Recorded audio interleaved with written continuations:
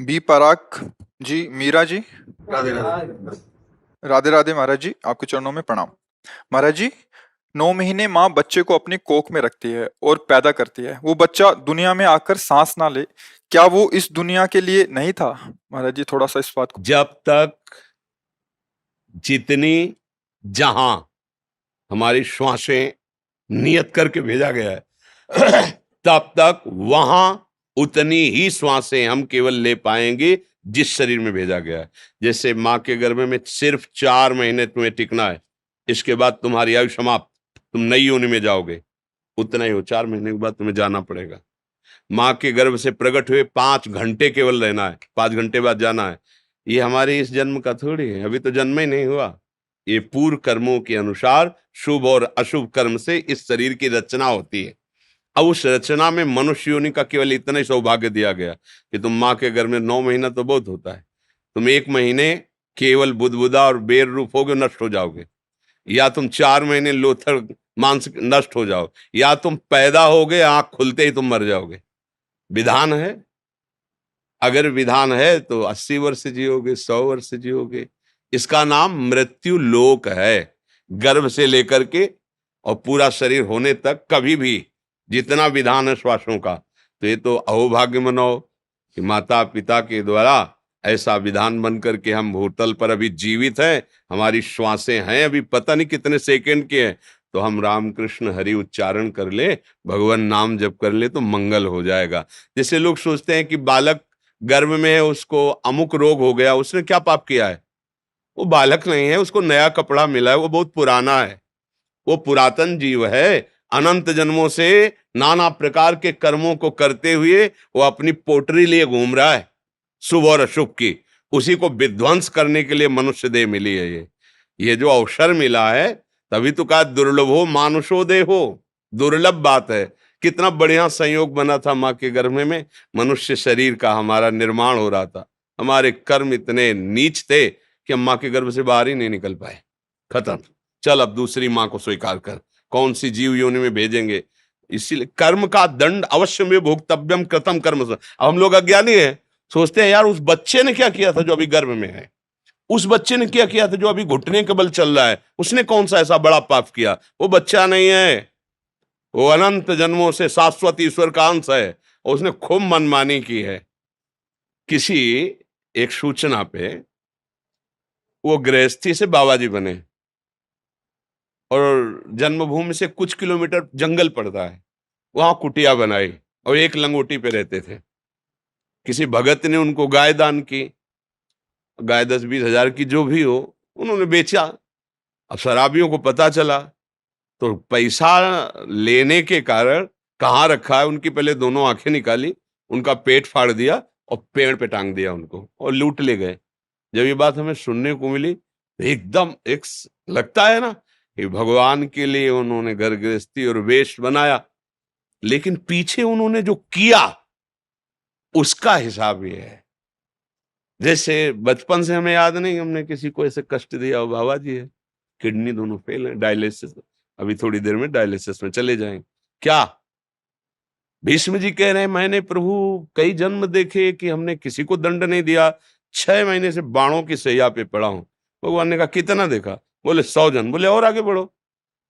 यहाँ तो पूरा रजिस्टर भरा पड़ा है।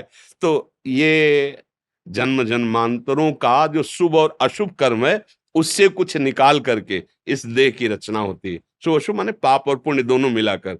इसे केवल पाप तो यातना देह, केवल पुण्य तो देव देह, और पाप और पुण्य मिश्रित तो मानव देह। कितने समय तक ये है। इस ऑफिस में भेजा गया, सरकारी हुक्म हुआ ट्रांसफर आज ही, आज अभी बस्ता नहीं रख पाए, ट्रांसफर, भागना पड़ेगा। सरकारी आदमी हो, भगवान के अंश हो, चलो दूसरी सुकरयोन में चलो। कुकरयोन अनंत जन्म भटकने पड़ते, तब कहा गया दुर्लभ हो मानुषो देह हो। लेकिन सावधान, देह नाम क्षण भंगिरा, एक क्षण में नष्ट हो जाने वाला है। तो क्या करे? तत्रापि दुर्लभम मन्येत वैकुंठ प्रिय दर्शनम। भगवान श्री हरि के प्रेमी जनों का दर्शन करके उनसे सीख ले लो कि जीवन सार्थक कैसे होगा। साधन धाम मोक्ष कर द्वारा, पाई न जे परलोक सम्हारा। गर्भ में जब जीव 8 महीना से आगे बढ़ता है तो उसको भगवान ज्ञान देते हैं, भागवत में कपिल देव भगवान ने वर्णन किया। उसे अनेक जन्मों की याद आती है कि ये जो माँ के मलमूत्र के बीच में आंतों की झिल्ली में मैं लिपटा हुआ हूं, ये मेरे कर्म का फल है। अब जैसे ही चेतना जागृत होती, भयानक पीड़ा होती है।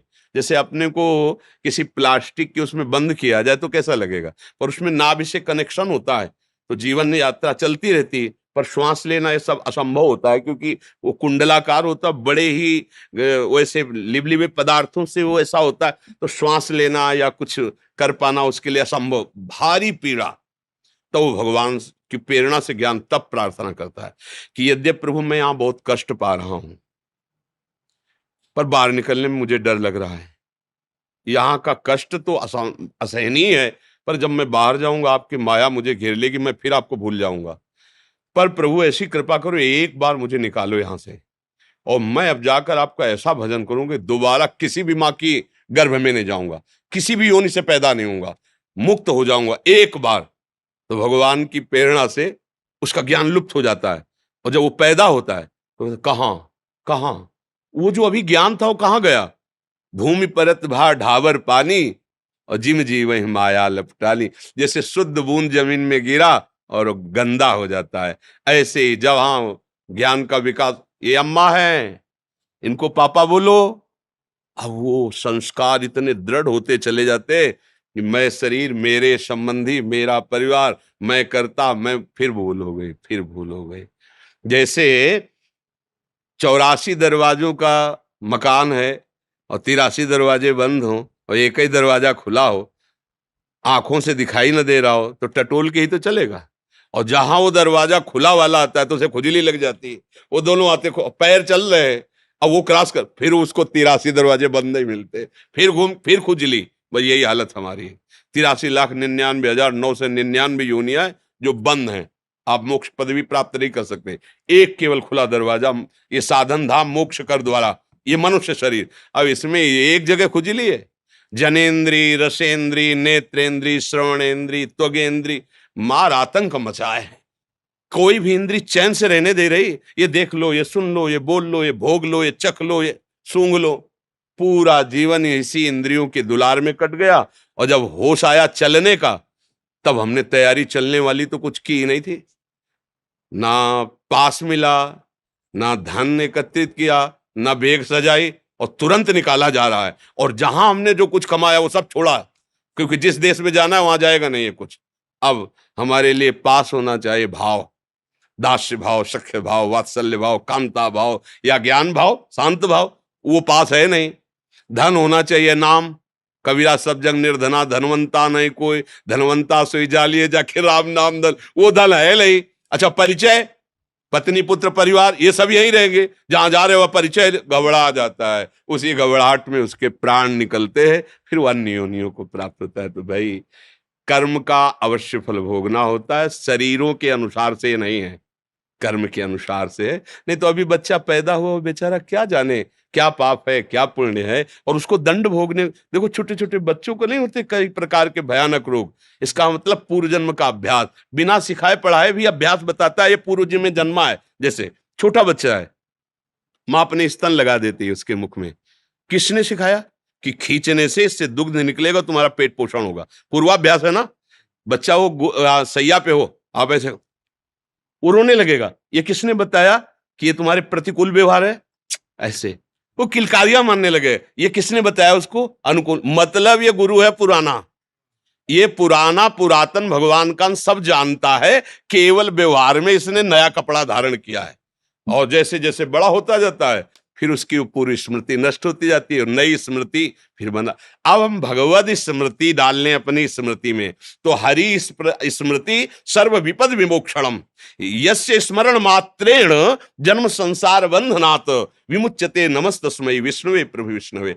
अब मार्ग भी मिलता है भगवान का, अगर कृपा करके मनुष्य शरीर मिला, मार्ग भी मिला, तो ऐसा विषय आकर्षण कि भगवान का वर्तमान में तो आनंद अनुभव आता नहीं है, तो लगता है यार भगवान तो बाद में भी मिल जाएंगे, ये भोग अभी भोग लो, फिर फिसल ये ऐसी काई है, फिर फिसल कर वही पहुंच गया जहां से फिर ले खड़ा होकर ऊपर चल सकता है। चढ़ाई इतनी सीधी है कि बिना सहयोग के चढ़ा नहीं जा, और उतरना इतना है कि एक बार चूको नीचे गिरे वहीं पहुंच जाओगे। गृह कारज नाना जंजाला, तेत दुर्गम शैल विशाला, ये सरावत कठिनाई राम कृपा बिल आए ल जाई। वर्तमान के भोग जब सामने होते हैं तो दो पक्ष रखा जाता है, तुम्हें भगवत प्राप्ति करनी है भोग, तो कहते भगवत प्राप्ति तो कल भी कर लेंगे, भोग आज भोग लेते हैं, फिसल जाता है। भगवदानंद की प्राप्ति के लिए मनुष्य शरीर है, और बड़ा सौभाग्य है जो अभी हमारे में प्राण है। अब हमको अपना सुधार कर लेना चाहिए आगे के लिए। विवेक से सोचो, हम कोई ज्ञान वैराग्य की बात नहीं कर रहे हैं, हम तो एक अपने मित्र की तरह बात कर रहे हैं। जब आपका शरीर छूटेगा तो ना आपका नाम साथ जाएगा, अगला आपका नाम भी और होगा, पढ़ाई भी और होगी, रूप भी और होगा, परिवार भी और होगा। ना ये घर जाएगा, ना ये बैंक बैलेंस जाएगा, ना कोई पुत्री पुत्र परिवार, कोई नहीं, जाना पक्का है। ऐसा नहीं कि बचोगे अपने लोग, जाना पक्का है। यार कम से कम जहां जाना वहां की तो थोड़ी तैयारी तो कर लो भाई। 90% इधर खर्चा कर लो तो 10% तो लगा दो अपने कल्याण के लिए। 24 घंटे में 24 मिनट यदि नाम जप करोगे तो हम वृंदावन में बैठे हुए कह रहे हैं तुम्हारी दुर्गति नहीं होगी। 24 मिनट, 24 घंटे होते हैं ना, 24 घंटे, 24 मिनट, एक घड़ी कहते हैं उसको। 24 मिनट मेरे प्रभु इतने कृपालु हैं कि अगर तुम 24 मिनट दे दोगे तो, कहते हैं ना कोई बात सत्य कहने तो मंदिर में चढ़ के बोलो, कहते हैं ना मंदिर क्या है, ये तो भगवान का निज महल है, वृंदावन धाम। 24 मिनट जपोगे और अपने थोड़े आचरणों को सुधार लो तो भगवान कृपा करेंगे। एक बार जिन नाम ली हित सोहयति दीन, ताको संग न छाड़ही प्रभु अपनो कर लीन। इतने करुणा वरुणालय हैं कि वो आपको लगता होगा कि ग्रंथों में केवल लिखा है, नहीं, हम लोग लिखे पढ़े से नहीं जीवित हैं। ध्यान रखना, बनावटी जीवन से नहीं जीवित हैं, लिखे पढ़े की बातों से नहीं जीवित हैं, छाती की बात से जीवित हैं। निष्पक्ष बात कह रहा हूं, अनंत माताओं जैसा उनका प्यार और दुलार और सामर्थ्य, सामर्थ्य। 24 घंटे में 24 मिनट केवल तुम नियम बना लो कि 24 मिनट तो मैं अपने प्रभु को देता हूं।